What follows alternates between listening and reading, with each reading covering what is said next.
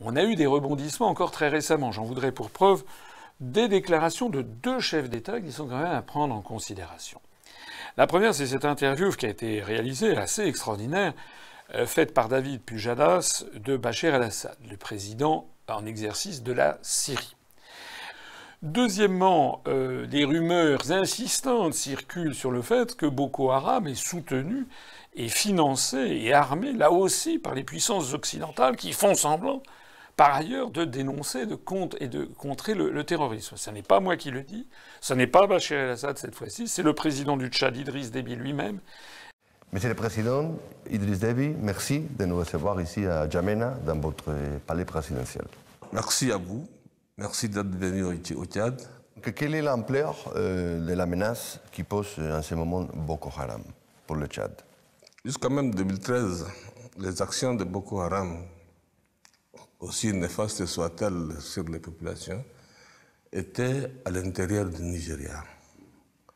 Mais à partir de fin 2013, Boko Haram a commencé à étendre ses actions au-delà du Nigeria, en particulier le Cameroun et le Niger. Et Boko Haram a fini, évidemment, aussi par s'attaquer au Tchad. C'est une organisation extrêmement, je dirais, dangereuse, extrêmement dangereuse.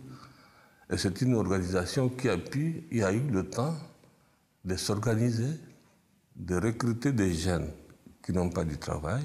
Boko Haram aussi a des liens très étroits avec Daesh, a des liens très étroits avec AQMI, en termes bien sûr d'économie, le Tchad a beaucoup perdu. Boko Haram a décidé donc d'asphyxier le Tchad en coupant l'axe unique qui nous rattachait au port de Douala, les intérêts vitaux du Tchad. C'est un danger potentiel pour toute la sous-région. Certainement, aucun des pays de la sous-région ne peut s'en sortir seul face à cette nébuleuse. D'où la nécessité de mettre en commun nos moyens, maigres bien sûr, mais en ayant foi que nous pourrons parvenir à réduire la nuisance de Boko Haram. Quels sont les objectifs précis de cette action militaire? Détruire les Boko Haram ou les maintenir éloignés de vos frontières? C'est détruire Boko Haram. C'est très court, net. Il faut détruire Boko Haram par tous les moyens. Votre pays, le Tchad, a participé en 2013 à l'opération Serval au Mali, 2014 opération Barkhane au Sahel contre les groupes intégristes. Et maintenant, la France vous fournit des renseignements sur le Boko Haram, comme des autres pays. Mais peut-être est-ce que vous désiriez une implication un peu plus poussée de la part de l'Europe, des États-Unis? Non, je crois que ce qu'il faut bien comprendre que pendant 60 ans, je dirais pratiquement après les indépendances des pays africains, nous devrions être capables de nous prendre en charge, nous devrions être capables de gérer nos crises. Et nous devrions être capables de faire face à des mouvements terroristes en unissant nos efforts d'abord. D'abord, je pense qu'en unissant les efforts africains. Début mars, le Boko Haram a juré fidélité à l'autoproclamé État islamique, Dawla al-Islamia. Cette alliance fait d'eux un groupe terroriste plus dangereux. Notre action a cassé, comment on appelle, la puissance militaire de Boko Haram. Nous avons aussi désorganisé son état-major. Tout ça, je pense a eu pour effet de montrer le visage réel, en fait, disons, de Boko Haram, qui n'est pas, comme on le dit, une organisation locale au niveau de l'Afrique, au niveau du Nigeria, mais c'est une organisation qui a des liens avec d'autres organisations terroristes, n'est-ce pas, de par le monde, en particulier l'État islamique. Il faut se demander qui est derrière ces Boko. Ça, c'est ma question suivante. On n'a pas beaucoup d'informations ni sur le nombre de combattants qu'il y a le Boko Haram, ni sur ses sources de financement. On sait qu'ils obtiennent de l'argent à travers le kidnapping, à travers les vols. Mais pensez-vous, justement, que le Boko Haram reçoit de l'argent des pays étrangers? Boko Haram est soutenu. Boko Haram est financé. Boko Haram a reçu des matériels, y compris des matériels blindés sur le terrain. De qui? Je ne le sais pas. Mais vous êtes convaincu qu'ils sont quand même du financement extérieur? Mais comment pouvez-vous comprendre qu'une organisation terroriste aujourd'hui qui arrive à conquérir un tiers d'un grand pays comme le Nigeria, et avec une armée organisée, avec des blindés, avec des modes d'action qui ressemblent à des modes d'action d'une armée régulière, au départ.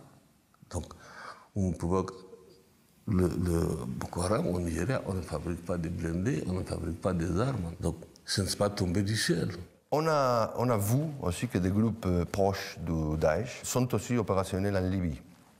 Est-ce que ça pourrait éventuellement ouvrir un nouveau front dans votre frontière au nord? En 2011, quand les opérations militaires se sont déclenchées en Libye, par l'Occident et par l'OTAN, en son temps, j'avais mis en garde. Je n'avais pas un amour pour Kadhafi, mais la manière dont on a fait partir Kadhafi, qui est un pays super équipé sur le plan militaire, super armé, on n'a pas pris, je dirais, la précaution de gérer après Kadhafi, de manière à ce que les armes ne sortent pas de la Libye. Donc, depuis l'assassinat de Kadhafi, nous sommes sur pied de guerre, au nord, comme sur nos autres frontières. Les armes circulent, le Daesh se développe, les terroristes se développent aussi en Libye. Et il y a réellement une menace physique, n'est-ce pas, sur les pays africains au sud du Sahara. Le Tchad est un pays en majorité musulman. Vous-même, vous êtes musulman. En tant que musulman, que pensez-vous justement de l'appropriation qui fait Daesh de votre religion, l'islam? Daesh ou État islamique ou Boko Haram, dans leur activité, sont loin de l'islam. Sont loin de l'islam. C'est pour moi inacceptable. Et les musulmans ne doivent pas simplement regarder, observer, laisser faire. Et nous devrions combattre ces gens. Les musulmans doivent combattre ces gens. Dès les premières semaines du conflit, les terroristes se sont infiltrés en Syrie, avec l'appui d'États occidentaux et régionaux. Ils ont commencé à attaquer les civils et à détruire des propriétés publiques et privées. Tout ceci est sur Internet. Et ce sont eux qui ont mis ces vidéos en ligne, pas nous. Notre rôle en tant que gouvernement est de défendre notre société et nos citoyens. Si ce que vous venez de dire était vrai, comment un gouvernement ou un président qui a agi de façon brutale envers sa population, tué ses concitoyens et affronté les pays et les forces politiques les plus puissants au monde, bénéficiant des pétrodollars des pays du Golfe, comment un tel président aurait-il pu résister pendant 4 ans? Est-il possible d'avoir le soutien de son peuple quand on est brutal avec lui? Au départ, il y avait des dizaines de milliers de personnes dans les rues. Il n'y avait que des djihadistes? Non, bien sûr que non. Mais l'autre question que l'on doit poser est la suivante. Si le premier policier a été tué au 6e jour du conflit, comment a-t-il été tué? Par les manifestations pacifiques ou par les haut-parleurs des manifestants? Il a été tué par des terroristes. Quelqu'un a pris une arme à feu et a tiré sur ce policier. Peu importe qu'il soit djihadiste ou pas, c'est un terroriste car il a tué un policier. Peut-être qu'il y avait des djihadistes ou des terroristes, mais nos reporters sur place ont vu beaucoup de gens à l'époque qui disaient « Nous voulons plus de liberté, plus de démocratie ». Ce n'étaient pas des terroristes ou des djihadistes. Toute personne a assurément le droit de réclamer la liberté, et tout gouvernement doit appuyer la liberté, conformément à la Constitution. Mais la liberté signifie-t-elle qu'on tue les civils, les policiers, qu'on détruise écoles, hôpitaux, électricité, infrastructures? Tout cela n'appartient pas au gouvernement, mais au peuple syrien. Ce n'est pas à nous, ce n'est pas à moi, c'est une propriété publique. C'est ça pour vous la liberté? Vous savez que beaucoup de journalistes et d'analystes disent que vous avez favorisé l'émergence du groupe État islamique parce que c'est une opportunité pour vous d'apparaître comme un bouclier. Mais le groupe État islamique a été créé en Irak en 2006 sous la supervision des Américains. Je ne suis pas en Irak, je n'y ai jamais été. Je ne contrôlais pas l'Irak, c'était les Américains qui contrôlaient l'Irak. Le groupe État islamique est venu d'Irak en Syrie car le chaos est contagieux. Quand le chaos est à votre porte, vous devez vous attendre à ce qu'il entre chez vous. Mais il n'y avait pas le groupe État islamique au départ. Laissez-moi continuer. Lorsqu'il y a le chaos dans un pays, il devient un terrain fertile pour les terroristes. Ainsi, lorsqu'il y a eu le chaos en Syrie, le groupe État islamique est venu en Syrie. Avant, il y avait le Front al-Nusra, qui fait partie d'Al-Qaïda. Et avant, il y avait les frères musulmans. Tous sont le socle sur lequel s'est appuyé le groupe État islamique pour apparaître. Donc, vous n'avez aucune responsabilité dans ce qui s'est passé ces dernières années? Il n'y a rien d'absolu. Il n'est pas précis de dire qu'on n'assume pas une responsabilité. Chacun a une part de responsabilité. Nous, en Syrie, nous avons nos problèmes. Le gouvernement est responsable. Chacun d'entre nous est responsable. Tout citoyen syrien est responsable. Mais là, je parle de ce qui a amené le groupe État islamique en Syrie, le chaos. Et votre gouvernement, si vous préférez qu'on le désigne par le terme de régime, comme ils le font pour nous, le régime français est responsable, car il a soutenu ces djihadistes en les considérant comme une opposition modérée. La France soutient la coalition nationale syrienne. Sont-ils des terroristes? Ceux qui, à l'heure actuelle, reçoivent le soutien et possèdent des armes occidentales appartiennent au groupe État islamique, armés et équipés par votre État et d'autres pays occidentaux. Votre ministre de la Défense l'a déclaré publiquement au début de l'année en affirmant avoir envoyé des armes.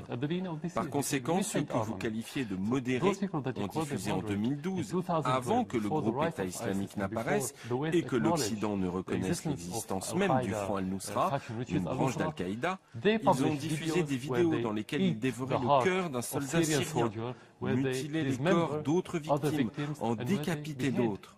Ce sont eux qui ont diffusé ces images, pas nous. Comment pouvez-vous ignorer cette réalité puisque ce sont eux qui la diffusent et vous disent que c'est la réalité? Aujourd'hui, une coalition internationale avec à sa tête les États-Unis mène des bombardements aériens contre le groupe État islamique. Est-ce que c'est pour vous un problème ou est-ce que c'est une aide? Ni l'un ni l'autre. Il n'y a bien entendu aucun problème à attaquer les terroristes. Mais si la coalition n'est pas sérieuse, cela ne nous aide pas. Pourquoi pas sérieuse? Si vous comparez le nombre de frappes aériennes effectuées par les forces de la coalition, composées de 60 États, à celles que nous avons effectuées, nous, petit État, vous constaterez que nous bombardons parfois 10 fois plus que la coalition en une journée. Est-ce sérieux? Cela leur a pris 4 mois pour libérer ce que leurs médias appellent la ville de Kobané, sur la frontière turque, malgré la présence de combattants syriens sur le terrain. Ils ne sont donc pas sérieux jusqu'à présent. Une autre preuve, c'est que le groupe État islamique s'est élargi en Syrie, en Irak, en Libye et dans la région en général. Comment pouvez-vous donc dire que la coalition a été efficace? Ils ne sont pas sérieux, c'est la raison pour laquelle ils n'aident personne dans cette région. La coalition a effectué des milliers de frappes aériennes depuis le début de l'intervention. La France mène des frappes uniquement en Irak. Voudriez-vous qu'elle rejoigne la coalition pour frapper en Syrie? J'ai dit qu'ils ne sont pas sérieux de toute manière. On ne peut pas former une coalition contre le terrorisme et soutenir en même temps les terroristes. Ça nous est donc égal qu'ils frappent en Syrie, en Irak, ou les deux à la fois, tant qu'ils continuent à soutenir ces mêmes terroristes. Ils envoient des armes à ces mêmes terroristes sous prétexte de soutenir l'opposition modérée, au moment même où Obama a qualifié cette opposition d'illusoire. À qui donc vont ces armes réellement? Aux terroristes. C'est contradictoire, c'est voué à l'échec. Donc, vous n'avez pas de message à adresser à François Hollande en vue d'un dialogue? Je crois que le principal message qui doit lui être adressé doit l'être par le peuple français. Les sondages en France montrent bien le message que Hollande devrait écouter davantage, à savoir qu'il est le président le plus impopulaire depuis les années 50. Il devrait s'occuper de ses citoyens et les protéger des terroristes qui viennent en France.